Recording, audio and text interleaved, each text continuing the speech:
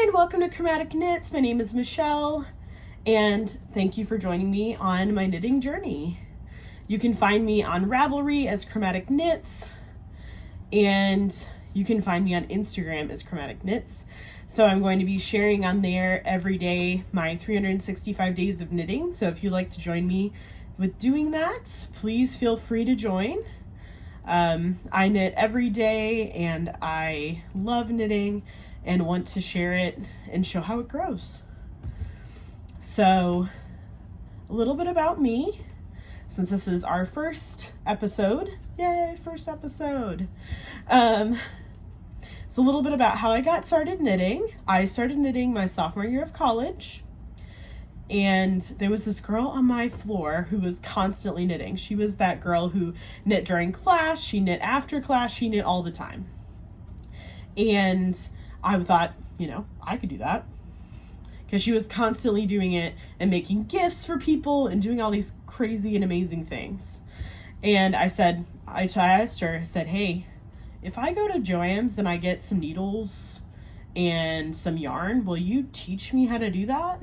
And she was like, sure, why not?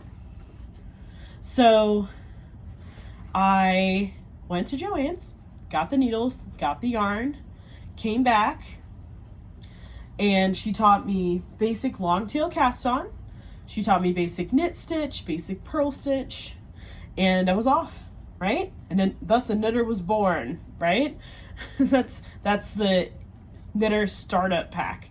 So needless to say, everyone got scarves for Christmas, because I was on a college student's budget, and I fell in love with knitting from day one. I continued to knit throughout college. It was one of the ways, and it continues to be one of the ways that I deal with stress. So when I'm really stressed out, I like to knit. It really helps kind of get me mentally back to zero.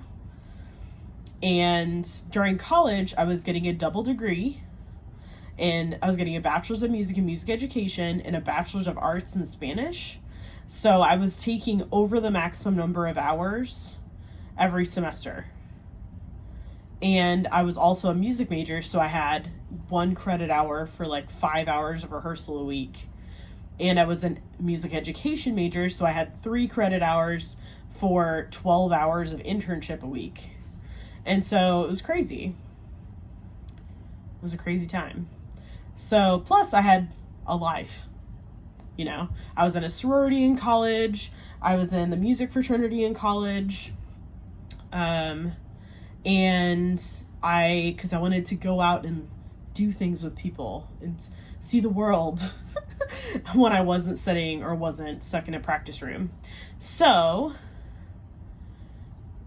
I took up knitting in my spare time to kind of help deal with the stress of all of those things. I continued knitting after college. A lot of baby blankets, a lot of hats going to donation, those types of things, but never really made anything like substantial, and never really made anything for myself or for the people really close to me, if that makes sense. Like, I made a lot of baby blankets for my friends who are extremely knit worthy, but never really made anything for my parents after that initial scarf thing that happens the first year. So I started kind of going back to zero, especially in 2020, when I was working part-time at a music store, and because it was considered a non-essential business, they had to temporarily close. And I have asthma, so I was terrified to go outside, because we didn't know what COVID was at the time. They just said, if you have breathing problems, don't do it. So I was staying inside, and I was like, I'm just gonna sit here and knit and be stressed. But I did do a lot of things for the first time. I watched my first knitting podcast, and now I have some that I watch very regularly. The Grocery Girls are great. I watch Stacy over on Stress Knits. I watch Molly at Homespun House. And I'm also a patron of hers on her Patreon. What are some other ones that I watch pretty often? I watch a little bit of Wonderful A Little Drop of Wonderful, that's what it is. That one's great. I watched so many. The Stranded Dye Works, Stranded podcast with Amy. I know that there's some that I'm missing, but I watch a lot of them. And those are just kind of the big ones that I watch, make sure that I watch all the time. And then I also started working with wool for the first time. So I'd never worked with wool, superwash merino, like nothing, like those were alien words to me. I had no idea what any of that was. If it wasn't in a Michaels or a Joanne Fabrics, like I had no idea until during the pandemic. I got a big box of yarn given to me as a gift because there were people that were like trying to get rid of it because they had stashes, I assume, that had kind of just sat there for a while, and they were trying to do some spring cleaning. That was one of the things a lot of people did during the pandemic because they had the time, right? And they were stuck at home, so might as well do it. So I got a huge box, like the size of a desk or like a washing machine full of yarn. And so now I have a very massive stash, and we'll get to that a little bit later. But I've been making lots of things for gifts, been making things for donation, I've been making things for all kinds of different things. So let's get into what I'm making. So first thing, I have an FO. So I just finished this yesterday. This is the Storm Shawl by Hoki Locatelli. I knit this on Bumblebee Acres shimmer sock base in the Inverness colorway, which is part of their Outlander series. I really enjoyed knitting this. This is the second time that I've knit it. I knit the first one for my mom for her birthday in June and needed something quick. If you need a quick shawl to work through, that is the one for sure. I did not gauge swatch because it's a shawl and it's not a garment. Also because why? I'm in that boat. I know other people are not. Unpopular opinion. But I did not gauge swatch. But with that in mind, I did run out of yarn. Luckily, I did have an extra skein of yarn because this is supposed to be a one skein shawl. But I did run out of yarn. So I don't know. It could have been me. 100% could have been me. Again, I did not gauge swatch. But I did run out of yarn and had to bust out the second skein that I had. So this is actually going up for auction. So for an orchestra that I used to work for. So if you are interested in the shawl for any reason, it's going to be on the silent auction for the Evansville Philharmonic Orchestra in Evansville, Indiana. So this is going to be shipped off to them as part of their annual gala fundraiser event coming up in August. I believe August 28th or 29th. Whatever that Saturday is. So this will be going to that. And then I do have a couple of whips. So first whip. This is the center section. So this is part 1, section 1 of the Slipstravaganza blanket by Stephen West, also known as West Knits. This is by Blue Barn Fibers in the Black Magic colorway. It's on their Slinky base, which is 80% superwash merino, 20% silk, and it is a lace weight. So this pattern calls for a DK weight yarn, so I'm holding it double. And this yarn, I'm telling you, is special stuff. It's unlike anything I've seen before. So let me fucking this yarn, I don't know if you can see this or not. So it has like purples and greens and a bunch of colors, like a prism of colors underneath the overdyed black. So cool.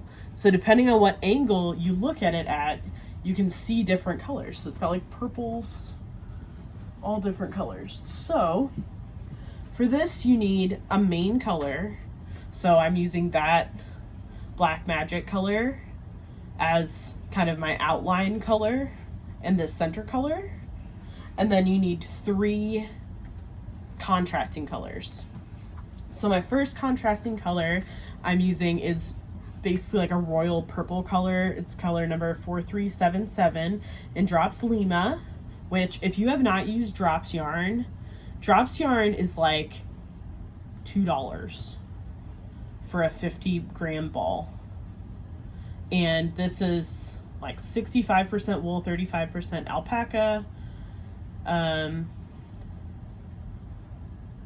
Highly recommend. I've used Drops before. It is really nice and it stays together and it does everything that wool should do for a price that is affordable. So Drops Lima. And then I also got Swish DK from Knit Picks. So this is just a cheaper option. I did the natural. So if you go on to Knit Picks and look up their natural yarns, they're usually marked down a few dollars compared to their dyed yarns. And you get them like this instead of in the skein because a lot of people dye them. Obviously, I'm not using it for that purpose, but I'm just gonna ball it up or skein it up when I'm ready to use it. So that's my other color, and then my last color, let me see if I can grab one, is this one. So this is from Molly of a Homespun House. This is her Monstera DK, which is her merino cashmere base. Feels so squishy and nice. I love it. So this is 70% superwash merino, 20% cashmere, 10% nylon. Love it so much. And can you see the speckles on this? Like, Molly is a speckle expert for sure. Like, and she makes it work. Like, any color she can speckle together and you're like, no, that's not gonna work. And then she does it and it's like freaking magic. So I'm gonna be using the Monstera base, or the Monstera colorway, as my third color for that. So that is gonna be an extremely long-term whip. But we'll see. We'll see what happens. Other whips. So goals for 2021 that I have for myself are to make a garment, to make socks, neither of which I have ever done. So if you have any tips or tricks for making garments, which I'm going to make a grandpa cardigan, which I'll share next time. Hopefully I will have the yarn by then. And I'm going to be making socks for my partner.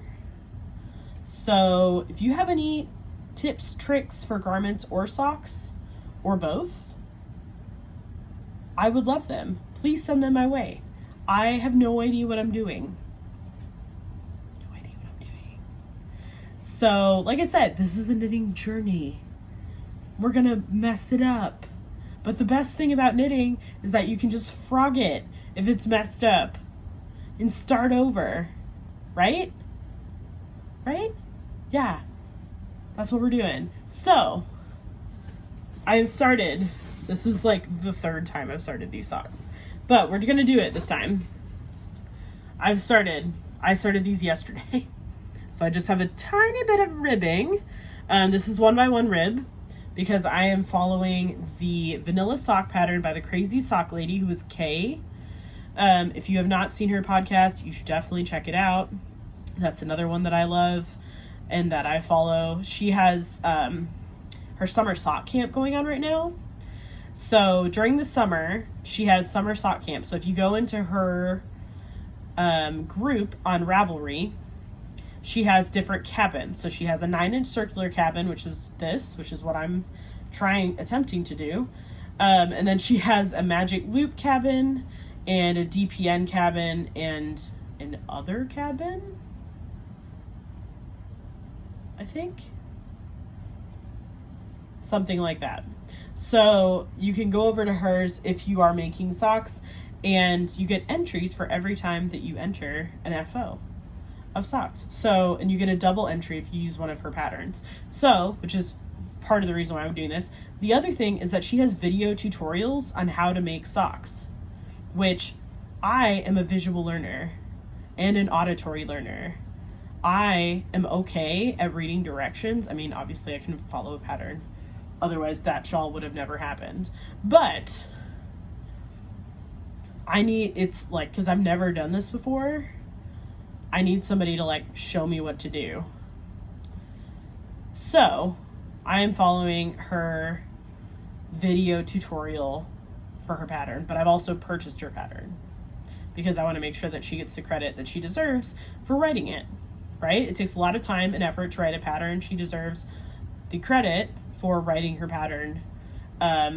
So I have purchased the pattern and I'm using her video tutorial for her vanilla socks. But if you have any other sock patterns that are easy, let me know, because I would love to hear about all of them and hear if you're knitting socks, what kind of socks are you making?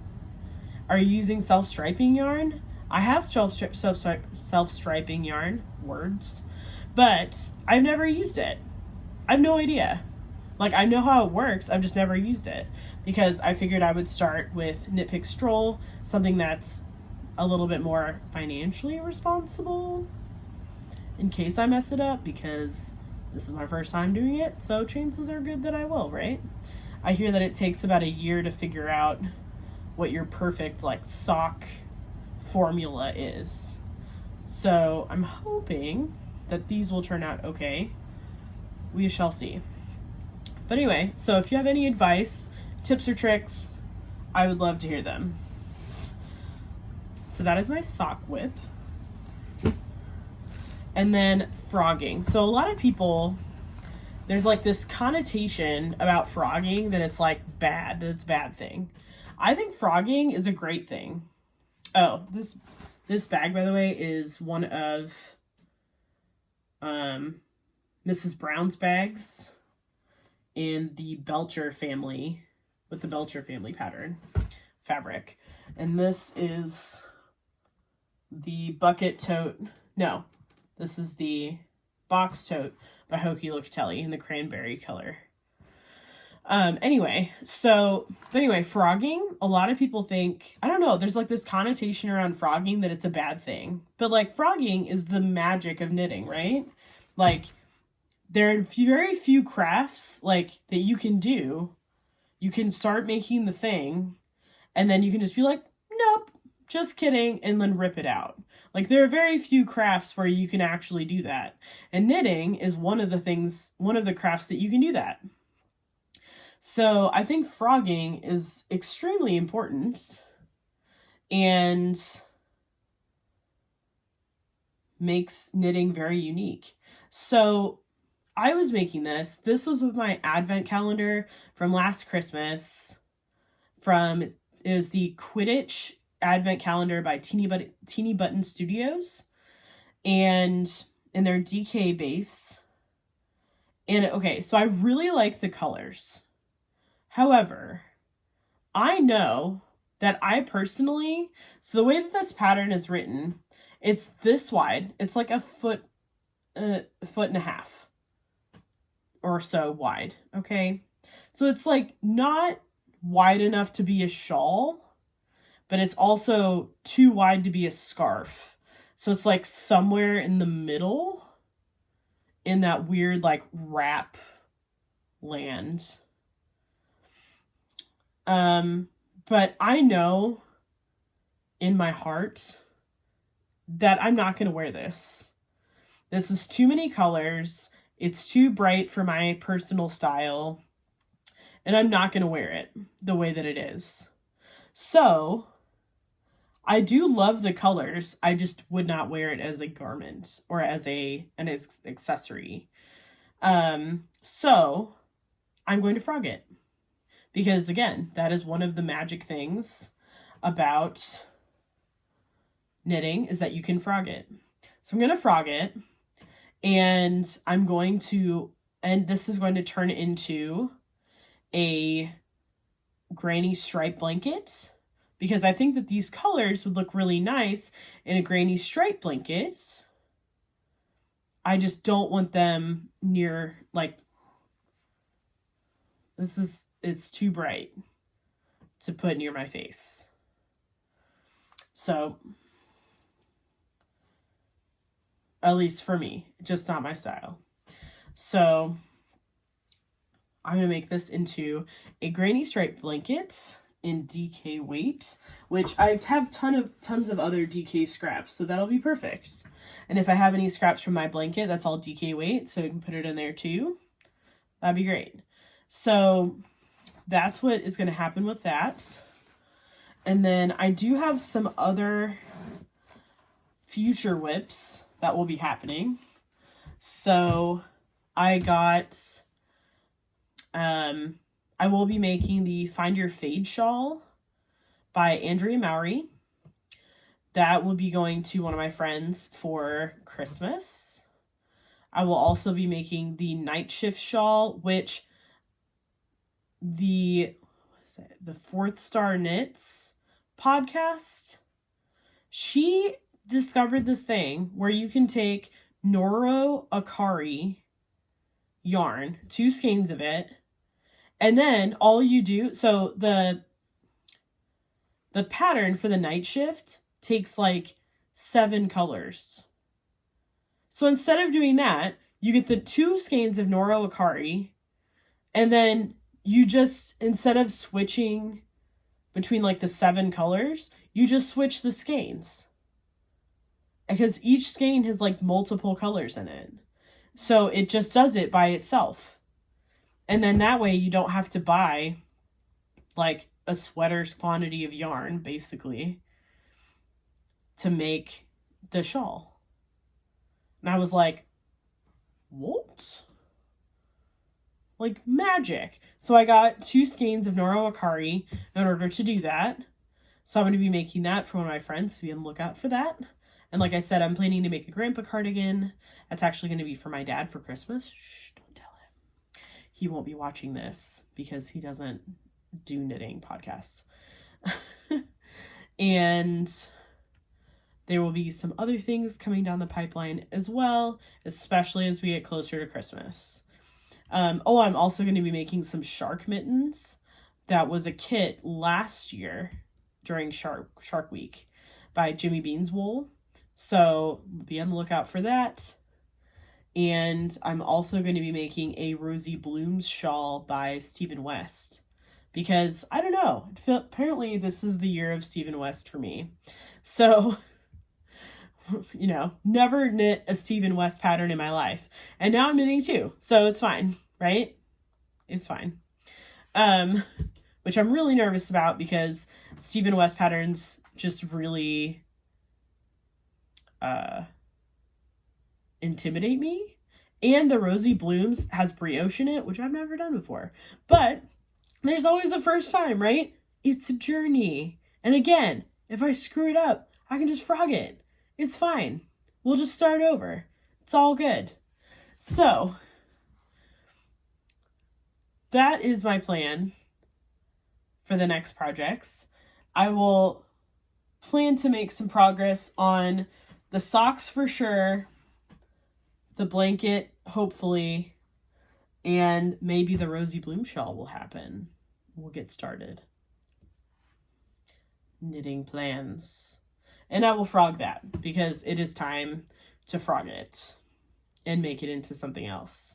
And I have hooks on the way to start a granny stripe blanket. So if you've ever made a granny stripe blanket, also any tips or tricks would greatly appreciate it. So those are my plans. And one more thing.